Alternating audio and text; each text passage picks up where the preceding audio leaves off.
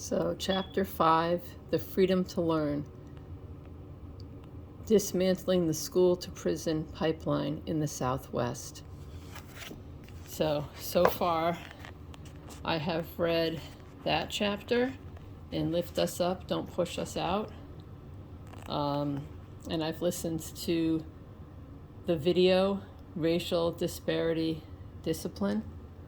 And this chapter in particular, so far I've also read Hammond chapter 8, but focusing on Lift Us Up, Don't Push Us Out, and the video. Still have chapter 12 to go. But chapter 5 was certainly very eye-opening for me. I know racism exists. I know that our country is founded on racism and perpetuates it. And although I've probably just learned that really to any extent in the last few years. And it's just, I guess it was eye-opening to me in that these things are happening to a greater degree and more recently than I realized. Lately they've been being brought up more the last few years in the news. But the things that are going on in schools and, kids going from school to prison and how effective of a system it is in keeping oppression and keeping those who are oppressed, and richer being richer and the poorer being poorer.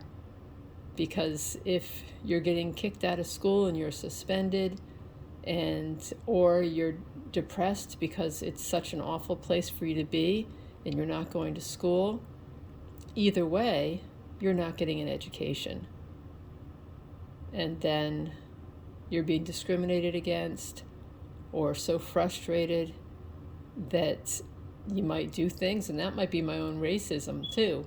They're so frustrated that they're doing bad things.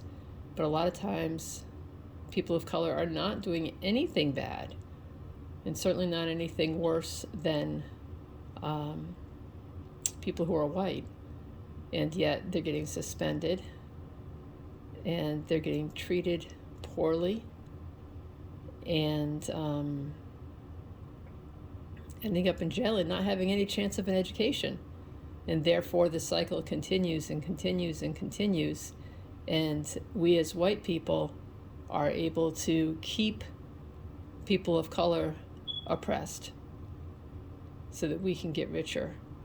And it also amazes me that at 55 years old, with a master's and well over 60 credits and a whole lot of teaching certificates and 2 administrative certificates and schooling in education and schooling in administration and law cases and all kinds of things. And yet I don't know the details. I don't know the extent to which this has been going on and still is. I'm not somebody who's real political and necessarily totally up on current events, but with all the schooling that I've had, it's just amazing that I haven't known about these things. And that says something about the way the system is, and that there are people who do know, and that it's intentional. For most of us, it's not, but the way that the system's set up